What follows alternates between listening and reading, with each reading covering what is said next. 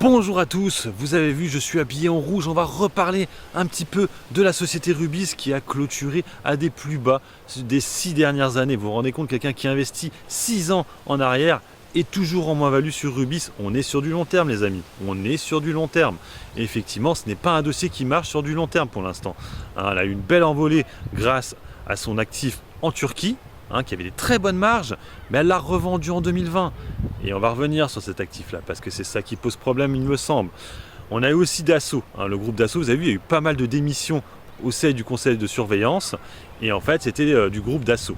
Donc j'ai l'impression que Dassault va aussi sortir de la société. Elle n'avait pas une grosse position, Dassault, le groupe Dassault, mais quand même, voilà, on voit que c'est un grand groupe financier, pas grosse industrie plutôt, et tu as l'impression qu'ils font plus vraiment confiance à Rubis. C'est une impression, bien sûr.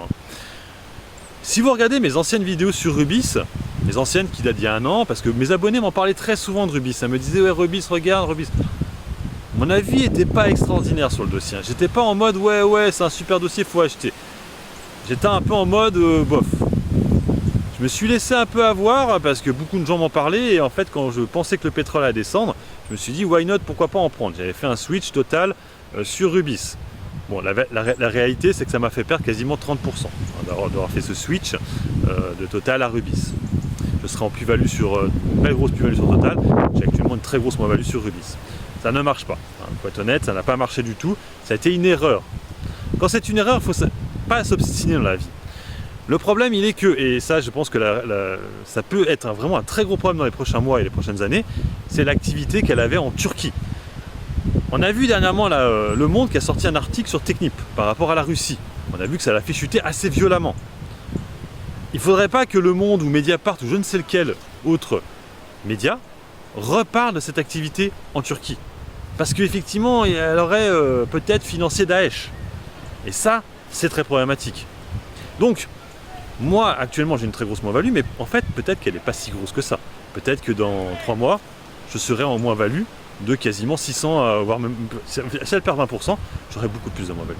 Donc, malheureusement, je ne vais pas pouvoir continuer l'aventure Rubis, parce qu'en fait, il y a trop d'interrogations. Moi, ce que je jouais pour 2024, c'était juste le retour du dividende, pas le retour du dividende, mais le fait qu'ils vont verser un dividende, que les gens vont acheter. Mais si entre-temps, il y a quelque chose qui tombe, c'est pas la peine. Alors effectivement, ça peut être une valeur 2024 si on joue le dividende, mais si entre-temps, il y a quelque chose qui arrive, on sera plus à ces niveaux-là, on sera peut-être à 15 euros, on sera peut-être à 17 euros. Du coup, j'aurai mon dividende, elle remontera peut-être à 20 euros, je serai toujours en moins-value, et puis voilà.